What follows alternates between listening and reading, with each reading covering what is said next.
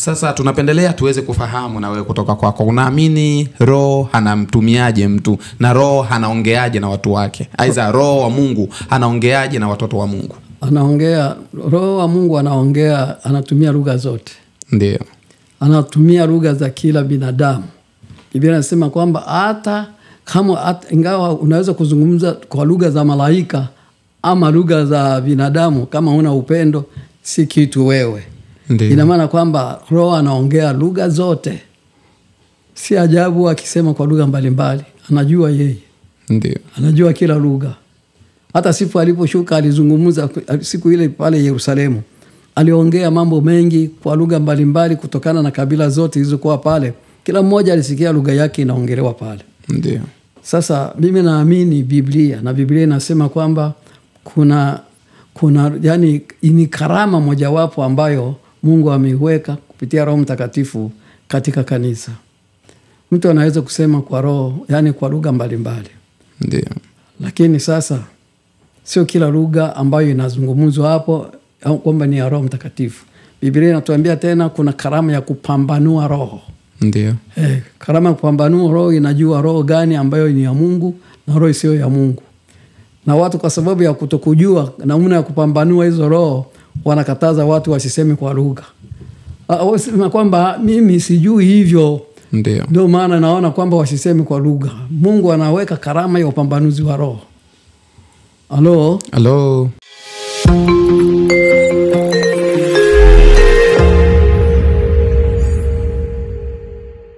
Beyond TV kwa leo tumeanzana na kipindi kingine ambacho labda kitakuwa kinakujia mara kwa mara kila Jumapili, na kipindi chetu hichi ni kupenda kukumbushana neno la Mungu katika maisha yetu lina umuhimu gani, kwa nini watu tunapewa maneno ya Mungu na kwa nini maneno ya Mungu yanatakiwa kuishi ndani yetu.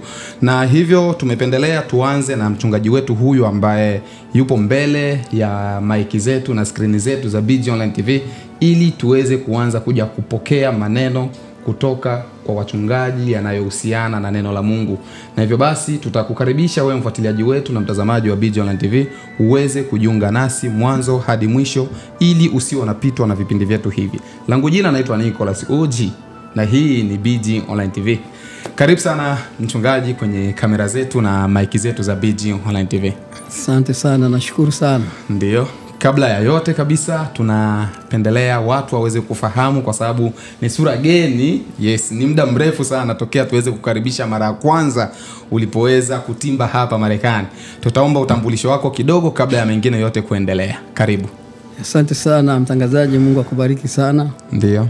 Nashukuru sana kwa kunipa nafasi kama hii. Kwa utambulisho, mimi naitwa Kiza Benjamin Mulenda. Nimeokoka, Yesu ni Bwana na Mwokozi wa maisha yangu. Asante sana. Asante sana. Nashukuru. Okay, tunashukuru sana kwa kuweza kukufahamu tena, na siku zijazo basi wafuatiliaji wetu pia wataenda kuongezeka kupitia neno la Mungu ambalo tunalolitegemea kulipokea kutoka kwako kwa muda kama na huu. Na hapa tulipo tupo Marekani. Ningependelea kwanza, kabla hatujaingia kwenye neno la Mungu ambalo umetuandalia, tuambie ujio wako hapa Marekani. Sasa hivi una muda gani hapa Marekani tokea ufike, na mengine yaendelee. Nilifika hapa Marekani tarehe 31 mwezi wa 7 mwaka jana. Okay.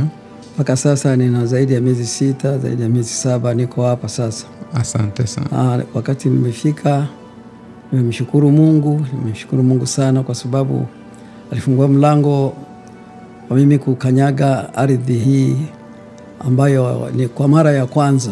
Ndio. Na Mungu ana makusudi na kitu fulani, kwa sababu Biblia inasema mahali utakapokanyaga nimekupa mahali hapo. Mahali utakapokanyaga hapo nimekupa. Okay. Yani Mungu alimwambia Joshua hivyo. Akamwambia Joshua, usiogope, sina wasiwasi, kwa sababu mimi niko pamoja nawe. Kila utakapokanyaga mguu wako mimi niko pamoja nawe. Asante sana. Basi ni muda wetu wa kujiandaa kupokea neno la Mungu kutoka kwako ambalo umetuandalia siku kama ya leo, na wafuatiliaji wetu wote wa Beyond TV. Natumaini muda kama na huu wapo tayari kwa ajili ya kusikiliza neno kutoka kwako ambalo linaendana na maneno ya Mungu. Asante. Asante, karibu.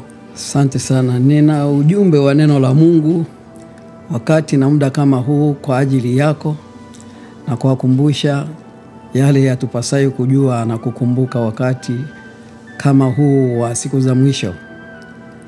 Ujumbe wenyewe ni kwamba ni agizo kuu ya Bwana Yesu Kristo ambaye alitoa kabla ya yeye kupaa kwenda mbinguni. Amesema neno ambalo linatia moyo sana. Hiyo agizo kuu ambayo nilipata katika Injili ya Mathayo sura ile 28 verse ya 19 na ya 20 hasa. Lakini ukianzia pale kwenye 16 pale unashuka, agizo kuu limeanza kuzungumzia hapo, lakini neno letu hasa lipo katika ile verse ya 19 na ya 20. Biblia inasema ya kwamba enendeni mkawafanye mataifa kuwa wanafunzi wangu. Alafu inasema kwamba mwabatize kwa jina la Baba na la Bwana na Roho Mtakatifu na kuwafundisha yote niliyowaamuru, nami ni pamoja nanyi hata ukamilifu wa dahari. Hilo ni agizo kuu.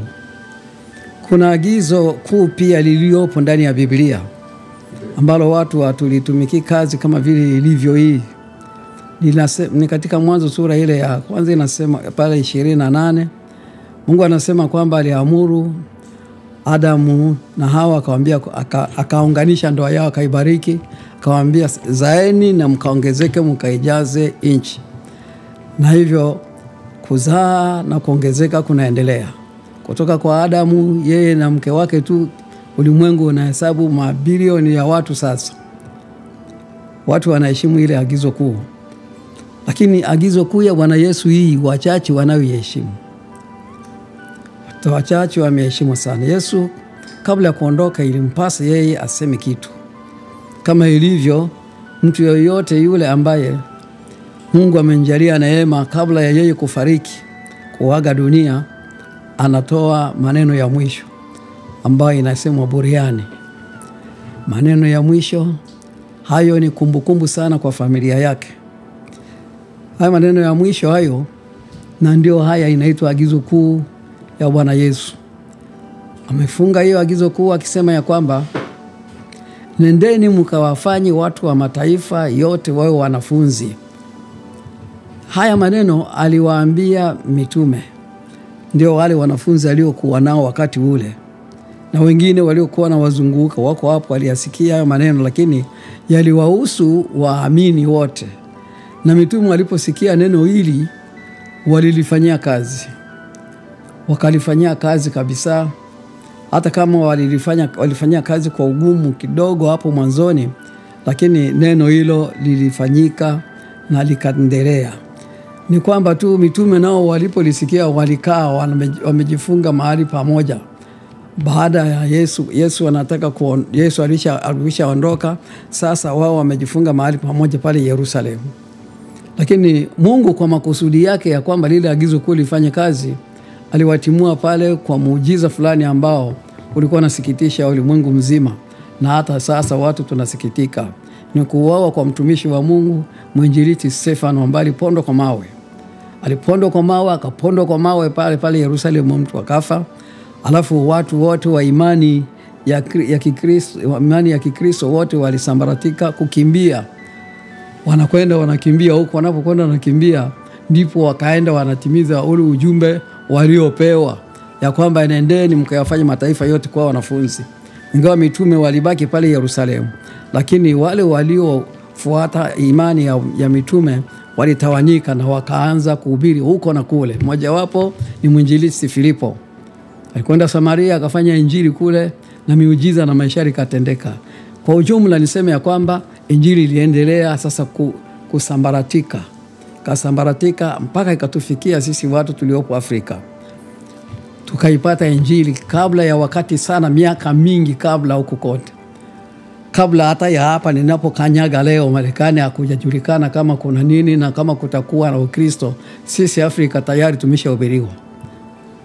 Bwana Yesu asifiwe sana. Amen, amen mtumishi. Hili ni jambo la muhimu sana ambalo Mungu alilifanya, na Afrika walilipata kutoka moja kwa moja kule Mashariki ya Kati na Afrika ikaipokea, kwa sababu Mungu alikuwa na makusudi na watu wa Afrika. Na hivyo tulipokea Injili na tulipata tena kwa nguvu za Roho Mtakatifu, mpaka maaskofu walikuwa mamia na mamia katika Afrika wakati huo. Alafu hivi Injili ilipotawanika sehemu zote, imekwenda ulimwenguni inatawanyika. Lazima nikukumbushe hivi leo, nisiendi mbali sana katika historia. Nataka nije katika neno hasa tunachotakiwa kufanya sisi kama vile kanisa, sisi kama waamini wa leo. Hakuna kitu ambacho mimi nakiona cha muhimu sana wakati huu kama kumbukumbu ya ile agizo la Bwana Yesu Kristo. Agizo la mkuu ni sheria. Agizo la mkuu ni amri.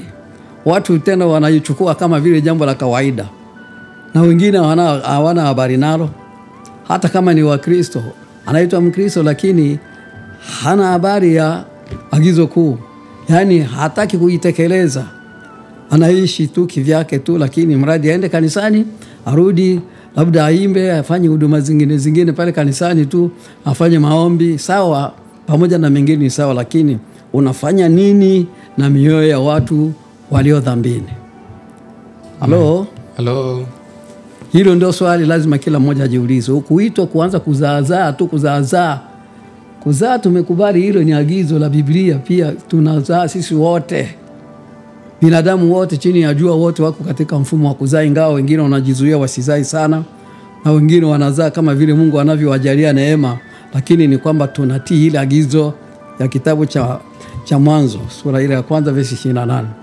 Lakini hii ambayo ni ya kuwaleta watu waje kwa Yesu, waokoke, waondoke katika hatari ya jehanamu, sasa tunapuuza sana wengi miongoni mwetu. Tunapuuza sana, tumeiachia ni ya watu, baadhi ya watu tu, wachungaji, labda wainjilisti, manabii, walimu na watu wengine, viongozi mbalimbali wa kanisa. Lakini sisi wengine hatumo kanisani kama vile wachungaji, kama wainjilisti na nini, lakini tuachie wale tu watakuwa wanafanya. Sivyo. Agizo kuu ni kwa yeyote aliyeamini, atafanya kwa njia moja ama njia nyingine. Bwana Yesu asifiwe. Amen. Halo. Nataka mtu awe makini kabisa. Ninapofanya halo, ninakusisimua wewe uamke na moyo wako na wenyewe pia uyeyuke, ufanye nini kwa ajili ya Bwana. Sisi tumeitwa kuhubiri Injili. Na hiyo Injili tunaitwa kuhubiri, tunaihubiri kwa lugha yoyote. Lugha yoyote ile inahubiriwa Injili na wanadamu wanaisikia. Yaani ukihubiri kwa wale watu wa lugha fulani, wale watu wataisikia, na wasipoisikia wale wanatafasiriwa kwa lugha ambayo wanayoifahamu. Mradi Injili ihubiriwe. Kwa hiyo hakuna makusudi ya kusema kwamba mimi siwezi kuhubiri kwa sababu sijui lugha fulani. Labda sijui Kifaransa, sijui Kiingereza, sijui Spanish, sijui hichi na hichi. Hiyo sio sababu. Sababu ni kwamba diliopo ni kuwa tayari kuifanya hiyo kazi. Utafasiri wa lugha yako upo tayari. Mungu alishatengeneza mipango kupitia utaalamu ambao ameingiza ndani ya wanadamu. Unasikika vizuri tu. Ni kuombe ya kwamba inawezekana huna nafasi ya wewe kwenda kuhubiri. Uwezo wa kuhubiri unao, unafikiri huna uwezo wewe. Ndiyo, hata siku zile za Biblia walikuwepo watu namna hiyo, walikuwa wanafikiria wana uwezo, lakini walifanya kitu. Sema kitu. Ndiyo. Mojawapo ni yule mama Msamaria pale alimkuta Yesu pale kisimani.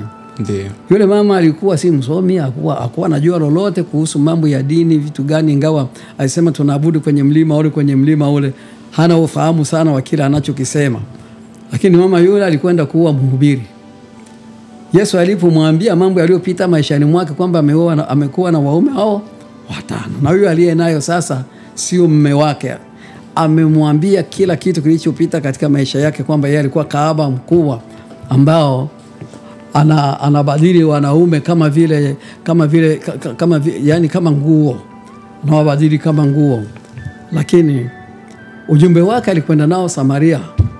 Njooni mkamuone mtu yule aliyoniambia mambo yote niliyoyasema, mambo yote niliyoyatenda. Njooni. Tena alikwenda akiwa na furaha sana na nguvu na sauti, mpaka watu walimshangaa, hawajamsikia akasema vile kwa uwezo wa namna ile tangu alipokuwa yuko pale makahaba, wanamuona katika ukahaba wake. Lakini watu walitimuka, wote walikwenda kule, wakaenda kumuona Yesu. na wakamsihi afike Samaria pale. Na kama alifika Samaria ni kwa sababu ya ujumbe wa yule mama. Haijasemekana kwamba alienda kwenye chuo cha Biblia alisoma hivi ambapo watu wanafungwa mpaka naenda kasome kwanza, alafu ndio utakwenda kuhubiri. Uko na shahada gani? Hivi ndio utafanya hivi na hivi. Utaalamu wa siku hizi, na unataka unajaribu kufunga injili isifanyike kwa urahisi. Na njia mojawapo tu ile ni ya kuwafanya watu wao na woga wa kufanya injili, na hivyo wanafikiri labda ndio utaalamu huu ndio utasaidia sana. Kumbe wanafunga kazi ya Mungu isifanyike kwa urahisi. Ndio. Halo. Jiulizeni maswali kama haya.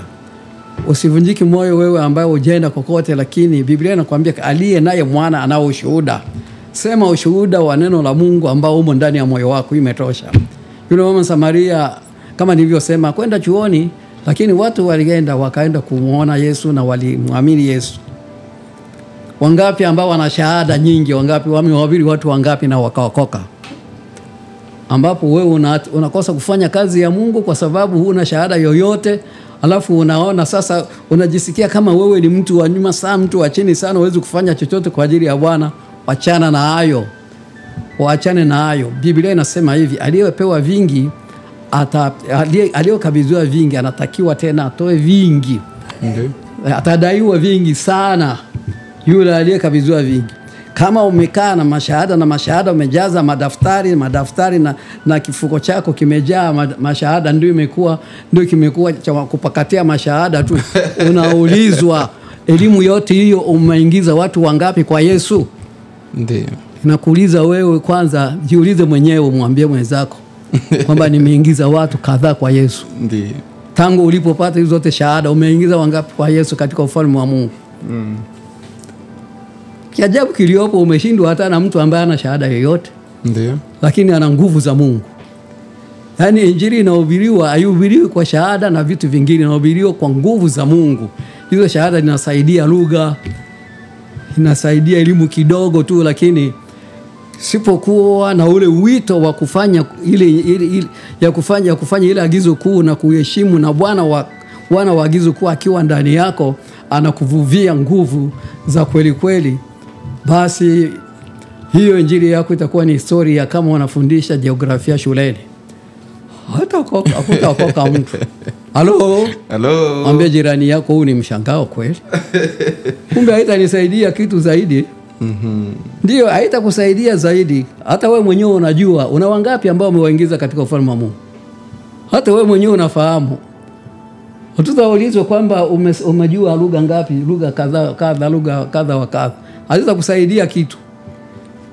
Sasa watu wa Mungu, lazima tufunguke macho. Lazima tujue vitu gani ambavyo vinadhoofisha kazi ya Mungu. Mimi nimeona watu walio na elimu ndogo jinsi Mungu anavyowafanya na anavyowatumia. Kwa maana wakati mwingine anatumika na wanyonge kuliko na wale wanaojiona wenye nguvu. Halo.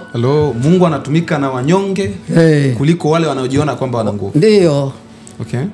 Sasa ni hivi jamani, lazima tufanye kazi ya injili kwa njia zozote zile. Unaweza kusema kwamba mimi sina nafasi, nafanya kazi, sina muda wa kufanya injili nini na nini. Mimi sijaukataza, Biblia haijakataza mtu asifanye kazi.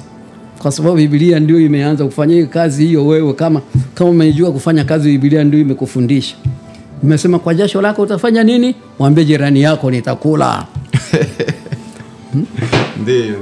Biblia inasema kwamba kwa jasho lako utakula. Okay. Unaona hapo, Mungu ndiye ameanzisha kazi.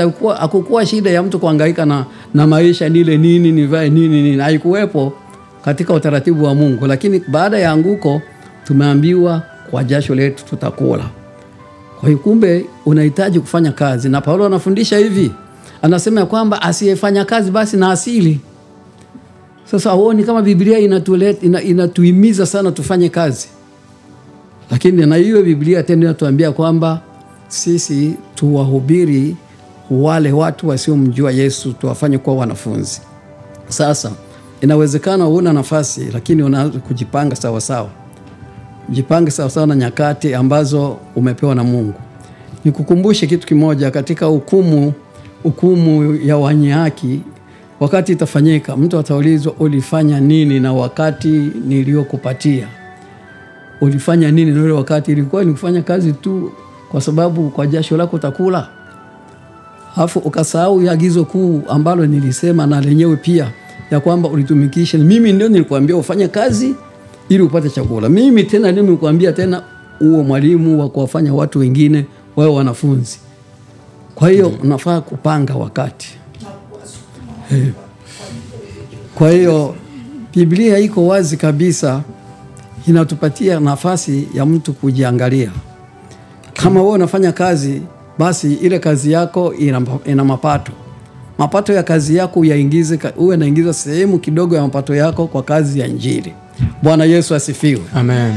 Sijui kama umeshasafirisha wahubiri wangapi, sijui kama wewe umechangia nini kwa kusukuma ufalme wa mbinguni, kwa labda wewe ni mimi hapa mimi hapa wewe hapa sawa, lakini kikulacho kimo mwilini mwako umo. Ndio.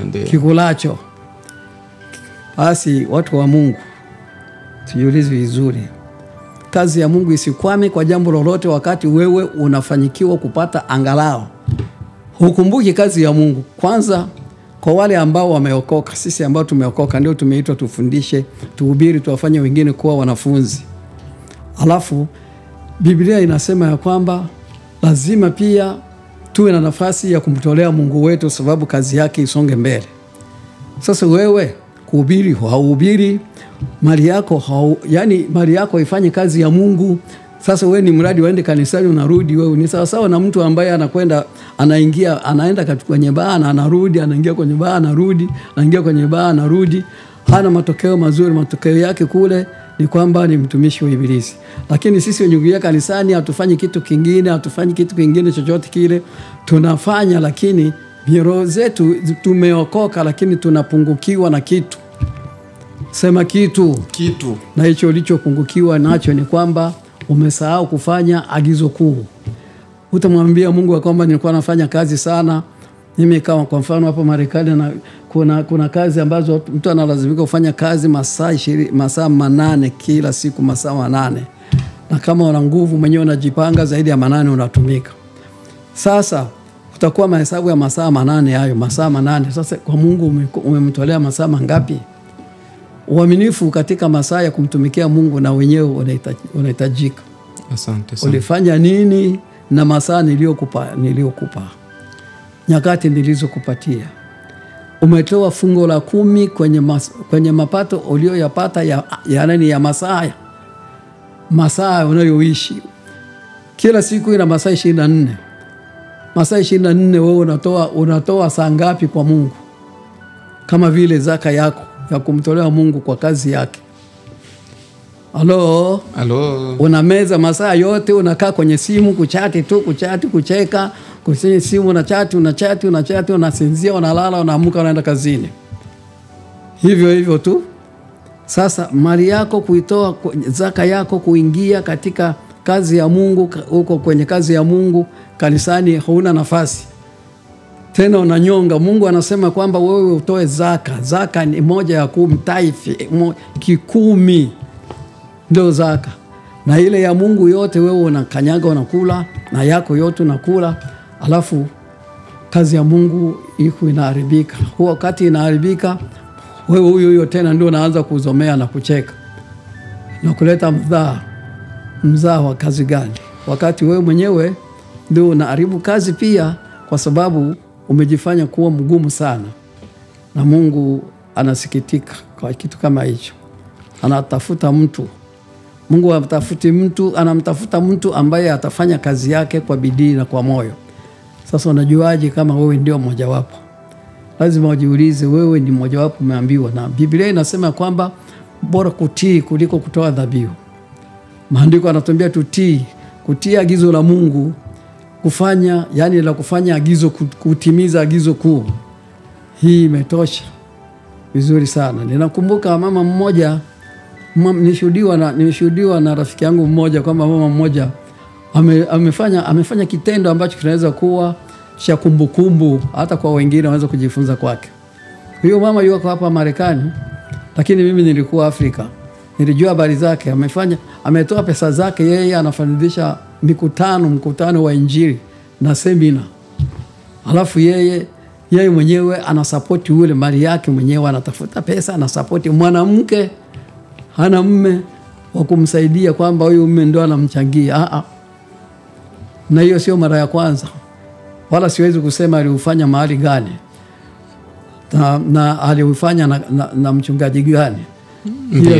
Hiyo ni siri yangu. Ndiyo. Lakini nikisema hivi wengine wanaweza kuja kumfahamu, huwezi kuwa vizuri. Lakini na wale ambao wameshamfahamu labda wameshamuelewa tayari. Ameshaelewa kama ninavyosema hivi. Yule ndugu mchungaji hivi nafikiri ameanza kucheka hivi. Anasema sasa pasa anashuhudia ule ushuhuda sasa. Ndiyo. Sawa. Huenda tungekuwa na swali moja ya kuuliza. Kutokana na maisha walio wengi wanasema maisha ya hapa Marekani, hali ya maisha, tamaduni za hapa Marekani zinakuja kuwa na utofauti mkubwa sana na kule tulikotoka. Na pia tukisema mfano huu waweza neno hili tuliegemeze kwenye maisha yako, tutakuja kugundua kwamba kambini Kongo ulifanya injili sehemu za kutosha. Ndiyo. Uliweza kufanya mikutano, ukawakusanya maelfu ya watu na wengi wakaweza kumpokea Yesu kwa muda kama na huo ambao ulikuwa unafanya mikutano hiyo.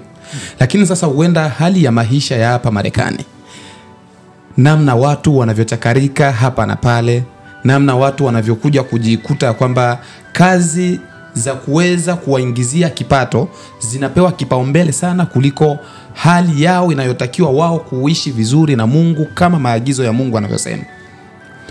Wewe kama wewe, maisha ya hapa Marekani unaona kuna ugumu gani? Aidha umepatwa na ugumu gani wa kutokufanya injili kama ulivyozoea kufanya kule Afrika? Ndiyo, nashukuru sana ndugu mtangazaji. Swali lako liko swali nyeti sana.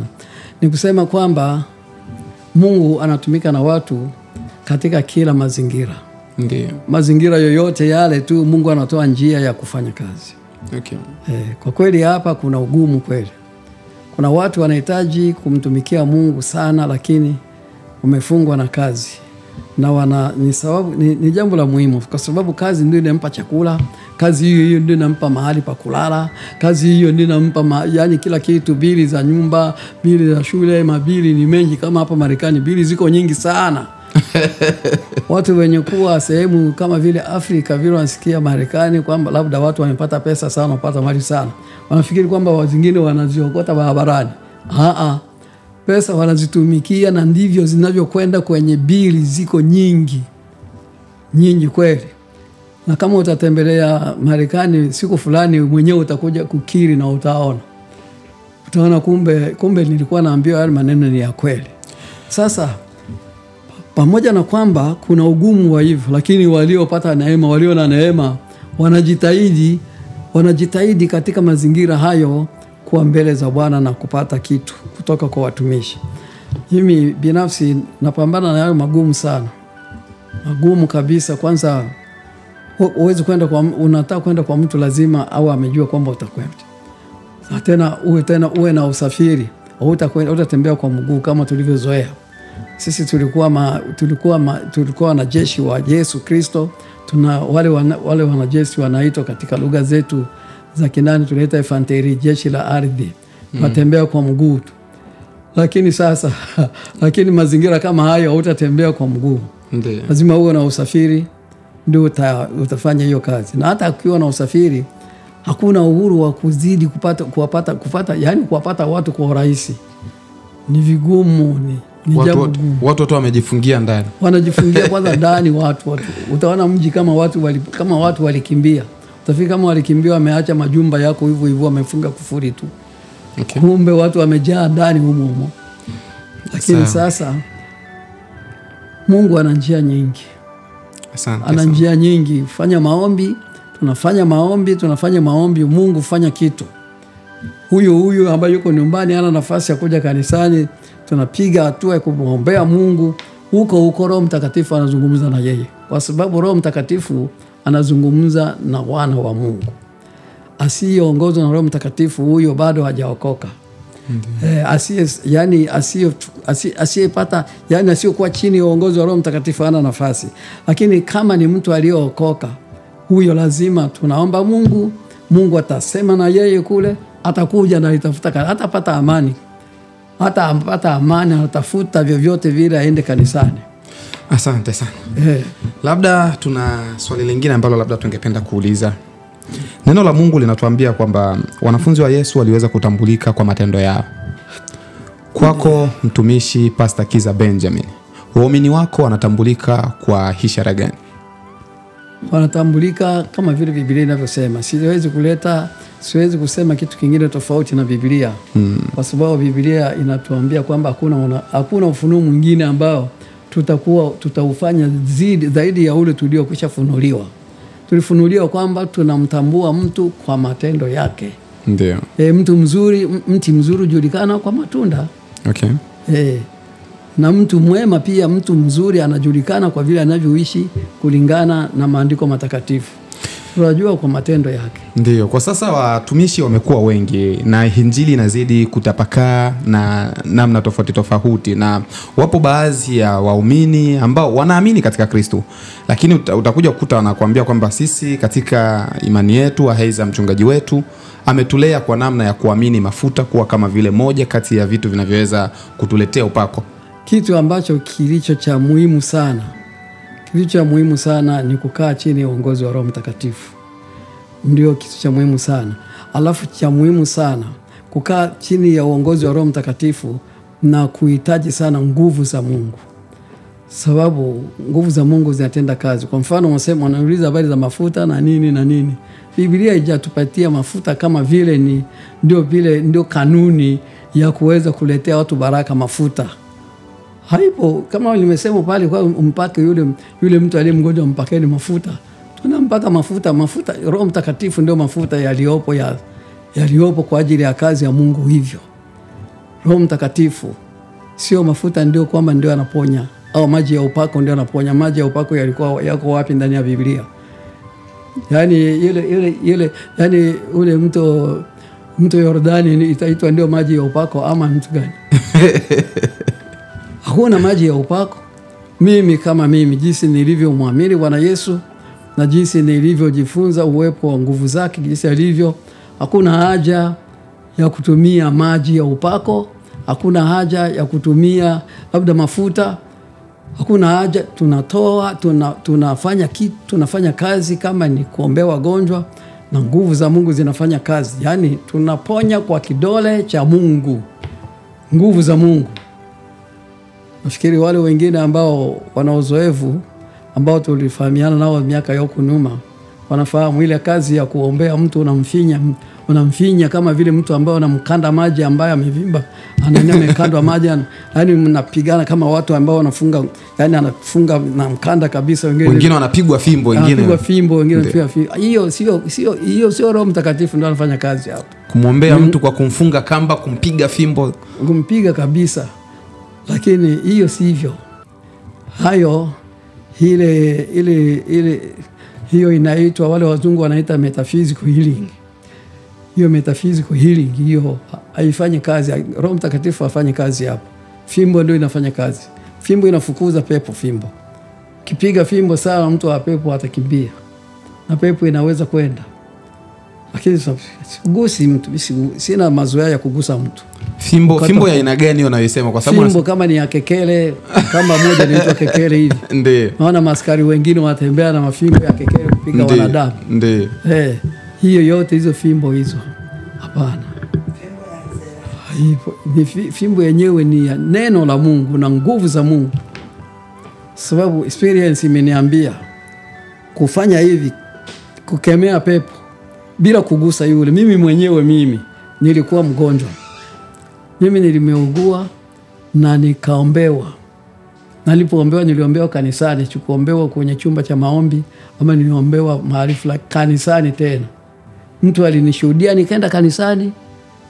Akaniambia nenda uombewe kwa sababu nasema ni mgonjwa. Nikaenda nikaombewa. Lakini nilijifunza kwa wale watu walioniombea siku ile. Hakuna mtu aliyenigusa. Walinizunguka tena wanaimba pambio.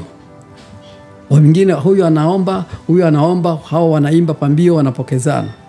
Basi kumbe magonjwa yangu yalikuwa yamesababishwa na mapepo. na yakafunguka yote yakakimbia. Nilijifunza kwao siku ile.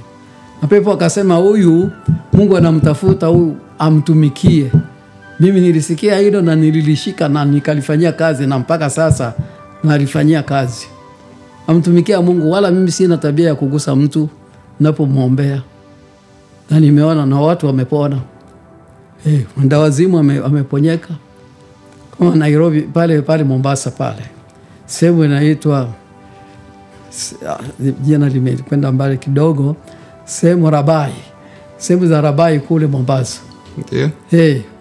Yaani pepo hivi amefungwa, yaani minyororo, mwanamke amefungwa minyororo. Hatembeagi na kufuri wameweka kule. Lakini huyo tuliomba pambio iliimbika pale tu, kukemea mara moja, mara mbili, mara tatu, pepo anatoroka. Tena alitoroka bila kumfanya shida yoyote kutoroka. Anaitwa nani? Mama Amina. Mama Amina Mama Amina, mama anaitika. Wamenifunga mimi, mbona nimefungwa pingu? Mbona nani alinifunga hii minyororo? Wenyeji wako wanamwambia wewe si ulikuwa umechanganyikiwa ndio maana ukafungwa hivyo. Basi tulikata zile nikaamuru kwamba zikatwe ile minyororo, ikakatwa, kasimama. Alafu Jumapili huyo mtu tulikuwa naye kanisani akaokoka. Hakuguswa na mtu. Lakini mko hapa wengine baadhi hivi wanaponisikia, wengine bado wanangoja kesho wataenda labda kwenye maombi ama wataombea wagonjwa, wanajiandaa na mikanda kabisa kufunga kiunoni. Na fimbo pia wanaandaa, na maji ya baraka wameandaa. Nani alisema vile? Halo. Kama umekupungukiwa na nguvu za Mungu, wewe nenda katika kifungu uombe sana upate nguvu za Mungu za kufanya kazi yake. Si utafuta fimbo, si kujaza watu na maji, magaro vichwani vya maji, wote wanze wafanye nini? Wainame. Wote wanainamisha maji. Wote wanainamisha maji, na kwa kama vile sheria ya wajawazito wainamisha maji. Ulishaliona hili? Halo, mwambie jirani yako ulishaliona hili wewe? Yani hadi hapo natumaini tutakuwa tumejifunza mengi na tutakuwa tumeyasikia mengi, ufuatiliaji wetu na mtazamaji wetu wa BG Online TV.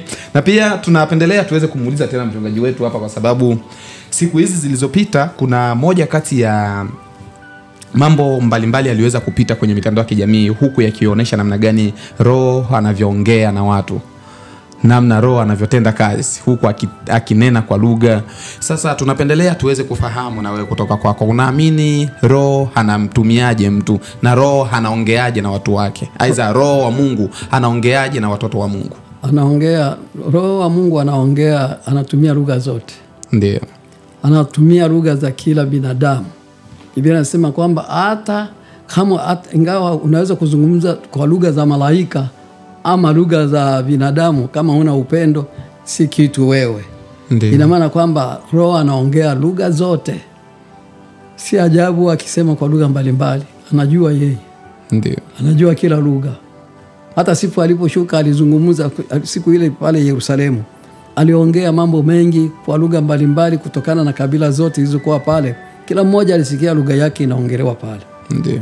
Sasa mimi naamini Biblia, na Biblia inasema kwamba kuna yani ni karama mojawapo ambayo Mungu ameiweka kupitia Roho Mtakatifu katika kanisa. Mtu anaweza kusema kwa roho, yani kwa lugha mbalimbali. Ndio. Lakini sasa sio kila lugha ambayo inazungumzwa hapo kwamba ni ya Roho Mtakatifu. Biblia inatuambia tena kuna karama ya kupambanua roho. Ndio. Karama ya kupambanua roho, inajua roho gani ambayo ni ya Mungu na roho sio ya Mungu. Na watu kwa sababu ya kutokujua namna ya kupambanua hizo roho, wanakataza watu wasiseme kwa lugha.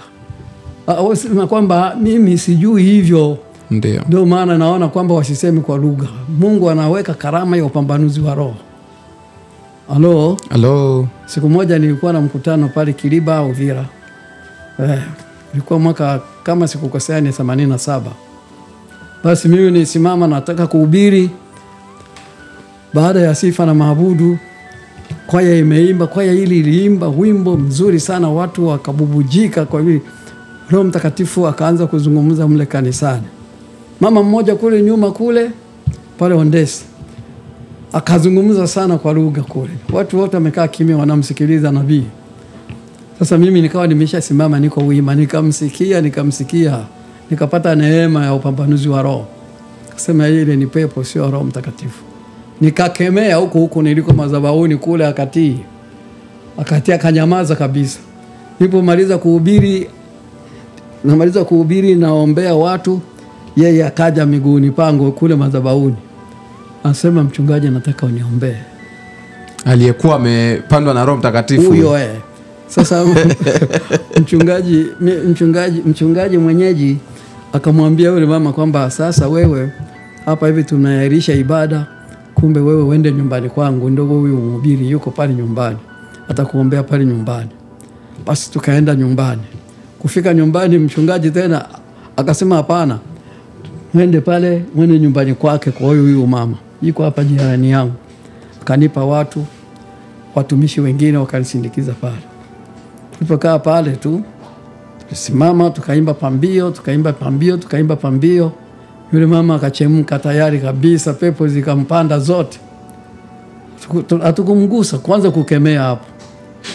Tulikemea yale mapepo, kukemea mpaka pepo ya mwisho ikawa imetoka.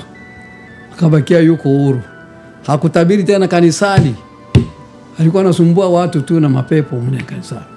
Kwa sababu ya matatizo ya kutupambanua roho, walikuwa wanaheshimu kwamba ni Roho Mtakatifu ndio anasema pale kwamba huyu ni nabii.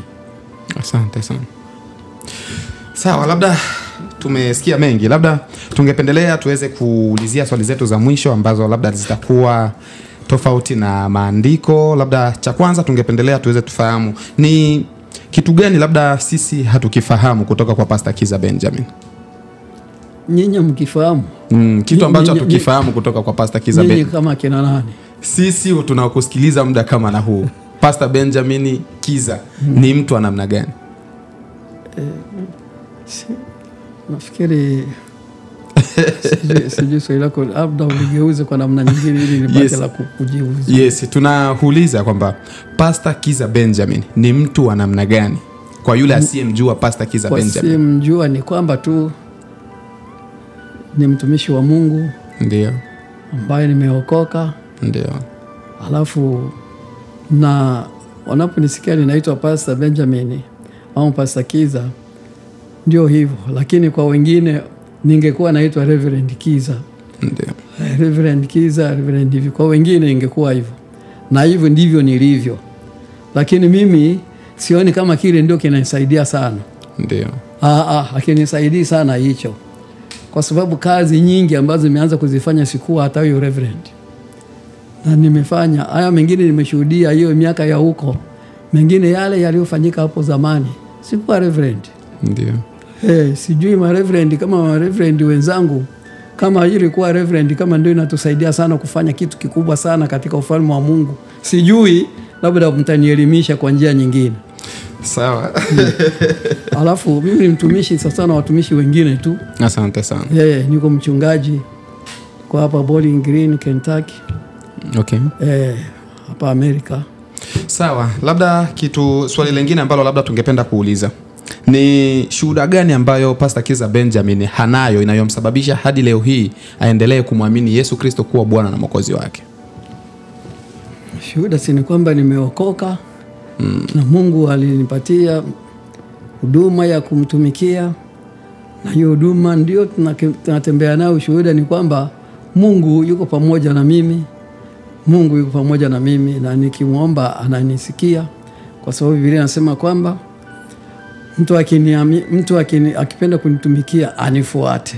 Ndio. Yohana 26 pale 12:26 nasema na yule anayenifuata Baba atamheshimu. Kwa hiyo mnajiamini kwamba mimi naheshimiwa na Mungu. Na hivyo najisikia niko, kwa lugha nyingine sisi tunasema lugha nyingine tunasema kwa fieri, niko najisikia kwamba niko okay. Sababu nimeheshimika na Mungu. Ndio. Hata binadamu mwenzangu anaweza kunidharau, hii namwangalia yeye. Havinisumbui. Asante. Yeye ndio atasumbuka na hilo, mimi najisikia niko sawa kabisa. Vizuri sana. Sawa, katika maisha ya Ukristo Pastor Kizza Benjamin, majaribu mangapi ambayo umeweza kujaribiwa katika huduma yako? kiufupi? Basi naweza kuyajua hayo sasa. Ni mengi sana. Ni mengi sana tangu tumeanza kumtumikia Mungu mpaka sasa, majaribu ni mengi. Ndio. La msingi ni kwamba majaribu ni mengi tu, na Mungu ameonekana kuwa upande wangu siku zote, kwa sababu Biblia inasema kwamba yule aliye pamoja naye mwana hawezi kutikisika. Hapo Bwana anamtetea, kwa sababu tumekuwa zaidi ya washindi katika yeye anayetutia nguvu. Ndio. Yes. Sawa, asante sana. Sisi natumaini hatuna la ziada kwa wewe ambaye labda umeweza kutufuatilia mwanzo mpaka mwisho, tukiwa tunasikiliza neno la Mungu ambalo linalotoka kwa mchungaji Pastor Kiza Benjamin ambaye tunaye hapa Marekani, Bowling Green, Kentucky. Na neno lake la Mungu ni moja kati ya maneno ambayo amependelea yaweze kukaa ndani yetu, kwa sababu tuweze kujua lipi ambalo tunalotakiwa kulifanya kama vile agizo la Mungu kwetu sisi binadamu, tena tunaoamini katika Kristo. Labda hilo lilikuwa neno ambalo haliliongelea vizuri. Labda kwa kumalizia kabisa, una lipi ambalo unaweza kumalizia kwa wale watu ambao wamechukua muda wa kukusikiliza mwanzo hadi mwisho? Ndio, anaonisikiliza tangu hapo mwanzo mpaka mwisho, au yule ambaye amenisikiliza sasa huko mwishoni, ni kwamba tu ningekuomba ujitahidi sana kujua na kulifuatilia agizo kuu la Bwana Yesu Kristo. Agizo kuu ambalo tunaweza tulitimize kwa njia yoyote ile, kwa uwezo wetu ule na kwa nguvu zetu zote, kama vile Biblia inavyosema, mpenda Bwana Mungu wako kwa roho yako yote, kwa nafsi yako yote, kwa akili zako zote, kwa nguvu zako zote. Kupenda, ndivyo tunavyohitajika kufanya, yani kutekeleza agizo kuu na kuonyesha utiifu wetu kwa Bwana wa agizo lake. Ndio hivyo. Na tukiwa kwamba tumefungwa na shughuli mbalimbali, lazima tujipange namna gani ya kutumikia Mungu. Kwa sababu hata hivyo Yesu alikuwa na watu ambao alikuwa anatembea nao. Hata akina mama wengi walijiunga na msafara wa Yesu, wakiwahudumia kwa mapato yao kuendeleza mambo ya Injili. Na tunawatafuta watu kama hao wajitokeze katika ufalme wa Mungu. Asante sana. Labda mfuatiliaji wetu na mtazamaji wa BG Online TV, hatuna la ziada. Ulikuwa nami Nicholas Oji hapa kwenye kipindi chetu hichi ambacho kimeweza kuendeshwa na kuweza kutolewa na mchungaji Pastor Kiza Benjamin. Tunakushukuru kwa muda wako ambao umeweza kutenga mwanzo hadi mwisho. Tunakukaribisha kwenye kipindi kingine ambacho tutakuwa naye tena, kwa sababu hili ni jambo ambalo tumelianza rasmi hapa BG Online TV la kuweza kujisogeza na neno la Mungu. Neno la Mungu linatakiwa liishi ndani yetu. Tusiishi tu kwa kula mkate. Neno la Mungu ni bora sana kuliko mkate, kama maandiko yanavyotuambia. Mwanadamu hatoishi tu kwa mkate, bali kwa neno la Mungu. Tunashukuru sana na tunaamini ya kwamba utaweza kutenga muda wako wa kuwa nasi kila wakati tutakapokuwa tunakuletea vipindi hivi vya neno la Mungu. Asante sana kwa muda wako.